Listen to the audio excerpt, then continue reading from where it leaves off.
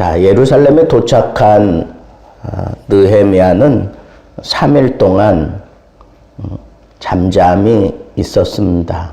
이 3일 동안 고된 그 여독을 좀 풀기도 했겠지만 곧바로 나오는 것이 하나님께서 느헤미야에게 이 예루살렘에 대해서 어떻게 풀어가야 되는지에 대해서 그 마음을 주셨다. 그런 표현한 거 보면 느헤미야는 기도의 사람이에요. 그 생활 속에서 기도를 끌어당길 줄 아는 그런 모습을 우리가 아닥사스다 앞에서 보여줬던 것을 생각해 볼지라도 이 3일 동안 여독만 푼 게 아니라 하나님 앞에 내가 이 일을 어떻게 감당해야 하겠습니까? 라고 하나님 앞에 아주 깊이 있는 기도를 하는 중에 하나님께서 오늘 말씀해 보니까 이 예루살렘을 위해서 무엇을 할 것인지, 예루살렘에 대해서 무엇을 할 것인지 마음을 주셨다 그랬어. 이것을 어떻게 풀어가야 되는지 하나님의 그 마음을 느헤미야에게 주셨다. 그렇게 표현을 한 것을 보면 그는 3일 동안 하나님 앞에 아주 깊이 있는 그런 기도를 쉬면서 했다고 우리가 생각할 수 있습니다. 자, 하나님 앞에 응답을 받았어요. 저는 이 생각도 해봤습니다. 우리가 어떤 문제를 위해서 그 자리에 왔을 때 그냥 즉시 그 일을 착수하지 않고 하나님이 말씀해 주실 때까지, 하나님께 응답을 받기까지 그냥 잠잠히 기다리는 것이 선하고 좋겠다 하는 그런 생각도 해 보았습니다. 내가 아무리 좋은 뜻을 가지고 그 현장에 도착했다고 할지라도 그것이 분명히 하나님의 뜻이고 그것이 아무리 선한 일이라고 할지라도 그것을 당장에 내 생각대로 풀어가지 않고 하나님 앞에 또 한 번 물어보고 하나님이 응답해 주실 때까지 더 심사숙고하며 기도하는 것이 그것이 참 지혜로운 일이다. 하나님의 뜻을 행함에 있어서 하나님이 그 지혜를 주실 때까지, 하나님이 우리에게 이렇게 하라 하는 그런 길을 알려주실 때까지 기다릴 줄 아는 그런 지혜가 필요하다 하는 생각을 해봤습니다. 자, 그 마음을 이제 어떻게 해야 된다라고 하는 것을 하나님으로부터 받은 이 느헤미야는 그 일을 시행을 하는데 제일 먼저 그가 했던 일은 예루살렘을 답사하는 일이었어요.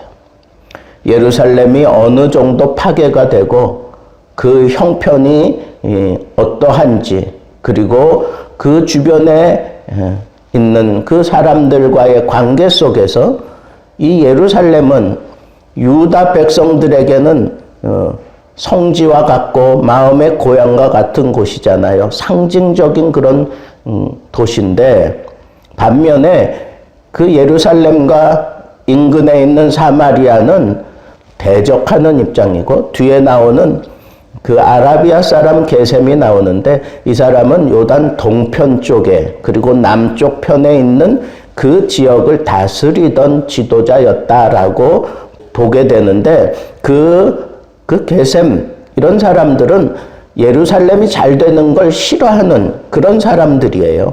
그런 사람들과의 이 관계를 어떻게 잘 풀어가는지 그게 참 관건이다 하는 것을 우리는 금방 이렇게 느낄 수 있습니다.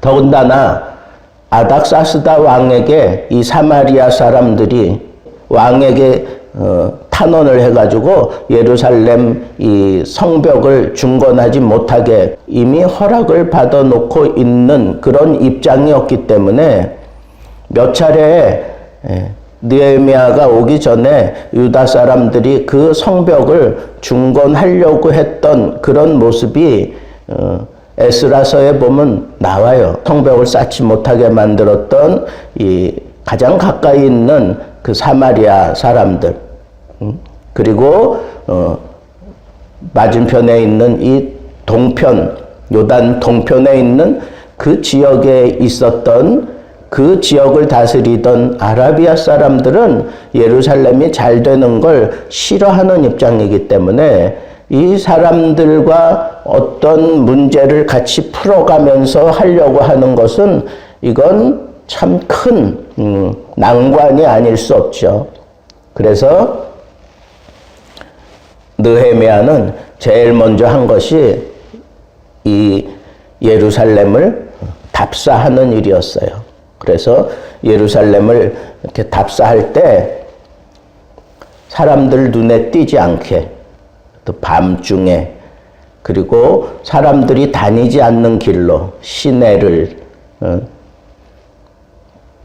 따라서 혹은 여기 뭐 여러 가지 그 소각장, 쓰레기 소각장 뭐 이런 데를 위시해서 그런 쪽으로 험준한 곳 혹은 더러운 곳 그리고 남들이 다니지 않는 그런 곳으로만 돌아서 밤중에 사람들이 아무도 거기 없는 그런 길로만 몇 사람의 도움을 받아가지고 조용히 움직이면서 이 모든 지형을 다 판단하면서 이 성이 어떻게 회파가 되고 그 성문이 불타있고 뭐 이런 것들을 다 살폈습니다.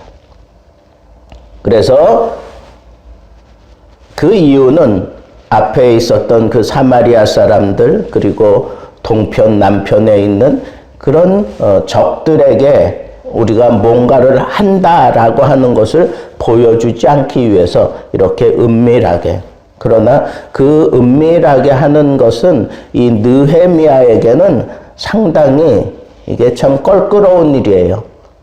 더러운 그런 쓰레기 소각장 같은 그런 곳으로 사람들이 거들떠보지 않는 그런 길로만, 험준한 그런 길로만 다닌다고 하는 것은 이 지도자 느헤미야에게는 참 껄끄러운 일이고 이게 참 어쩌면 참 더러운 일이죠. 그러나 그렇게 하는 것이 이것이 옳다라고 생각해서 느헤미야는 그런 길로 돌아다니며 답사를 했습니다.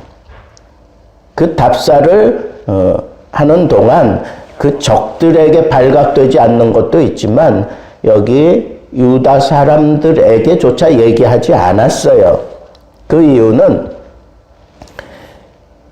이미 이 유다 지역 그리고 이 예루살렘 지역에는 이 사마리아 사람들의 영향력이 상당히 뻗쳐 있기 때문에 그래서 사마리아 사람들 그리고 다른 그런 원수와 같은 그런 사람들이 그 유대 땅에 사마리아 사람들도 그리고 그 동쪽변에 있었던 사람들도 거기서 같이 살고 또 같이 연관되고 같이 결혼하고 연을 맺고 이런 사람들이 거기에 충분히 많이 있었기 때문에 그런 것들이 적에게 흘러가지 않게 하기 위해서 유다 사람들에게조차 내가 이렇게 탐방하고 있는 것을 밝히지 않았습니다. 그런 사람들을 통해서 언제나 적에게 들어가는 거거든요. 그래서 우리가 하나님의 일을 할 때에는 이렇게 은밀하게 해야 될 때에는 내 사람들에게조차 이걸 숨겨야 될 때도 있다라고 하는 이 사실을 우리는 또 생각해 볼 수 있습니다. 그러고 난 다음에 이렇게 다 답사를 하고 난 다음에 이제는 대놓고 그 예루살렘 사람들에게 이제 얘기하는 거죠. 내가 돌아다녀 보니까 우리가 당한 이 곤경, 성문이 불타고 예루살렘 벽이 성벽이 다 허물어진 그러므로 인해서 이 약탈자들이 막 아무렇게나 들어와서 이렇게 우리를 흔들어대고 이게 유다 백성들의 자존심이잖아요. 이 성전과 예루살렘 성은 그것이 다 무너져 있는데도 그것을 중수하지 못하고 있는 건 이 예루살렘 사람들, 유다 사람들에게는 수치 중에 수치예요. 그 수치 당하고 있는 것을 이 백성들에게 호소를 하는 거예요. 우리가 당한 이 곤경을 나도 보고 너희는 다 알고 있는 바라. 이 예루살렘 성이 황폐화되었고 성문이 다 불탄 것을 너희들도 다 알고 있지 않느냐. 그러면서 예루살렘 성을 우리가 다시 건축해서 이 수치를 씻어내자. 우리의 이 자존심을 다시 살려내고 우리의 이 상징과 같은 이 성을 우리가 다시 쌓아야 되지 않겠느냐라고 그 백성들에게 이제 호소하는 거예요.